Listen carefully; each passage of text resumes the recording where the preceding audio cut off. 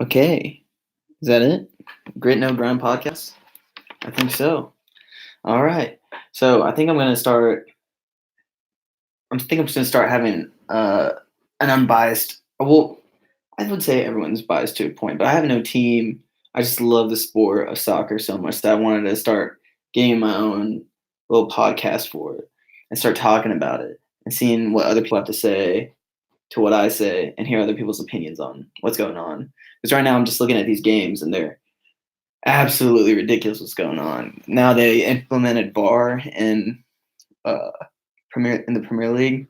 Well, they implemented it like around like everywhere, but and Premier League is just horrible. It's just horrible what they're doing right now.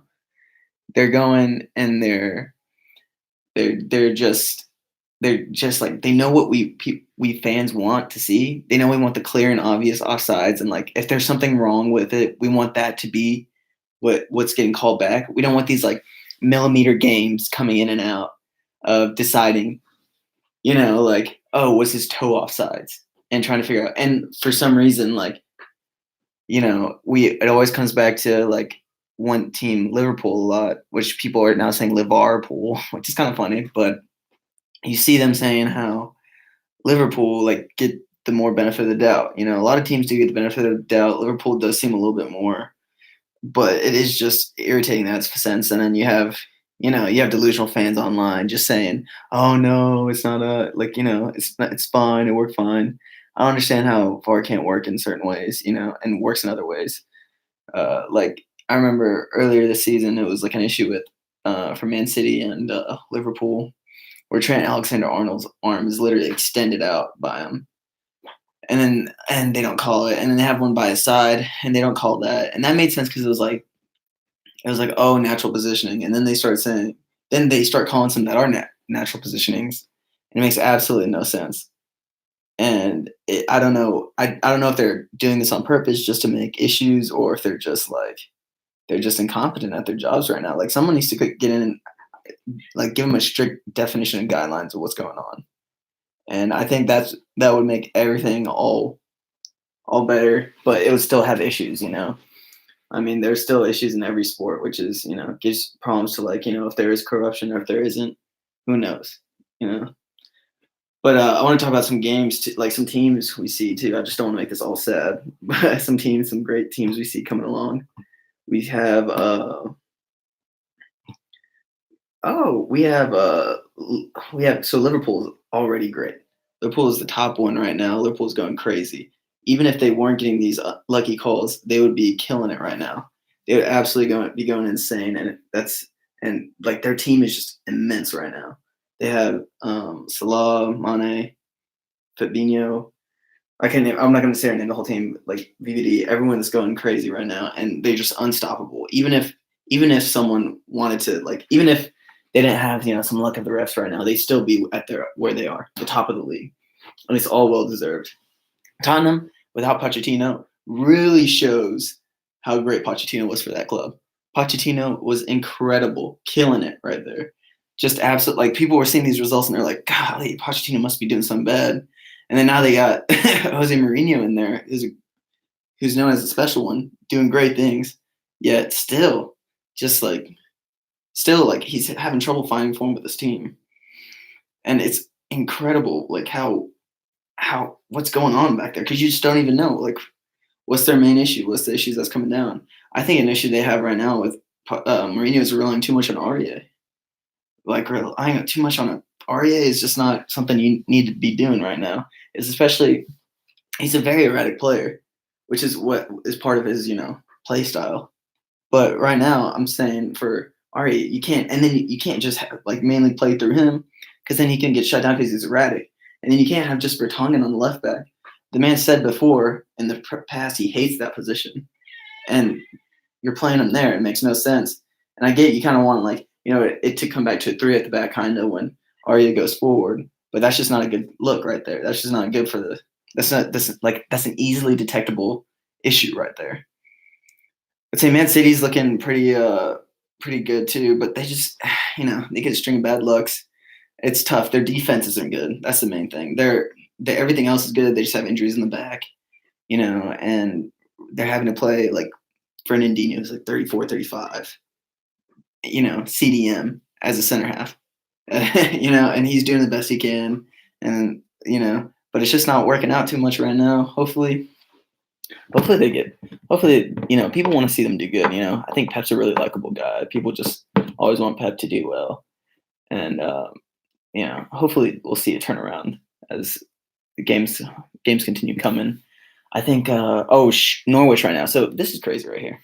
I'm gonna look up the Premier League table right now because if I'm not mistaken, Norwich is still at the bottom, and Norwich is a strong team. That just shows, like, I think that right now, this is the most competitive Premier League season ever in history.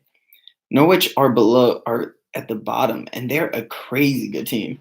Looking at this team, other than Watford, and Watford's just been messing up, they still have good players on that team.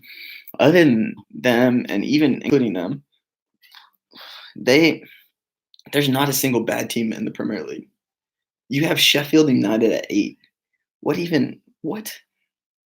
That is absolutely crazy. They have one striker, I think, at Sheffield who's really good, who's like actually can just hit him in, and he's like let me see, Sheffield United striker. I forgot his name. I need to see him. His name's not coming in right now, but he can actually hit these guys. He's a black striker. I'm trying to think of him right now.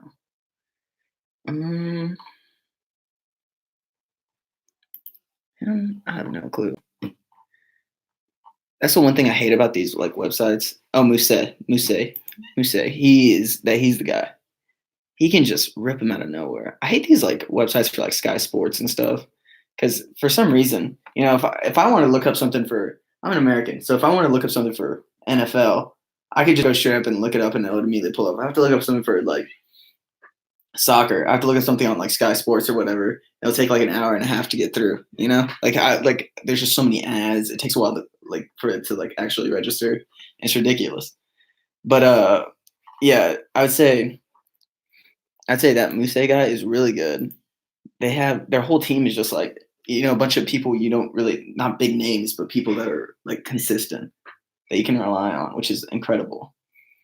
This season is also the season of like many, many, many firings and like new hirings. There's so many. There's like, well, probably not so many for like, normal perspective, but like Watford had like 2. And then was it just at this season, like 2?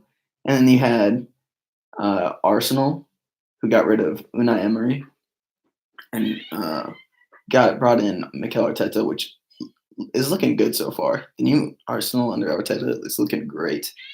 And then after, also you have, who else got fired? Okay, so you have West Ham. Pellegrini's gone. Pellegrini's out. Great coach, just wasn't working out. Well, obviously not great because they're like towards the bottom at this point. West Ham were like in relegation zone with Pellegrini. So, but he's a good manager. Tottenham, they got rid of their manager. Everton got rid of their manager. It's just a season of sackings. I think there's just a new day and age in soccer nowadays, in football. Now there's just a new day and age where I don't think a dynasty like Sir Alex Ferguson will ever happen again. Because here's why. It's because now there's such a pressure to keep putting out and keep doing too well that you can't have a bad season and regroup. You lose too much money. These people are worried about the bottom line. Sir Alex Ferguson, all these like great coaches never had like continuously great seasons, always great seasons, always good seasons, even when they hit the mark and they had all this funding. And now everyone has funding too. Like you would see people like, that's where Wolves came from. Wolves came because they had incredible funding. They got the talent behind it too. They didn't just throw money at it. They threw money and great decision making at it. Norwich, you see that too. You see that with every team right now. It's just like they have good financial backing, and they might not be as great financial backing as like the top, tippy top clubs, but they still have great financial backing. It's like So it's like, so whenever you saw that in the past, where like you see these dynasties, they were playing against teams that didn't have as much funding, right, as they do now. And it's crazy to see like how people deal with it, because I just said before, like the Premier League table is the most competitive it's ever been. Like this is ridiculous. There's no team that doesn't deserve to be up here. There's no team at all that you're like there's no team I would feel other than Watford, just because what's been going on. But now they're looking good again. Other than Watford, there's no team I would be like, yeah, they should be relegated. I mean, regardless of the rules, the bottom three have to get relegated. But whenever it happens, you feel like, again, they sucked. They shouldn't have been up here. But now there's no way you feel that bad at all anymore. You're just like at this level right now. Like right now, it's Bournemouth, Watford, and Norwich. Bournemouth and Norwich are really good. Norwich, I thought was gonna stay up like top. Like at the beginning of the season, I thought they're gonna be a top six club. Like I genuinely thought they're gonna be top six, and now they're in relegation. And I just feel so bad for them. They have such great talent. It's just they play so attacking that leaves them more vulnerable. But it's great football. It's beautiful football. You can't complain about it.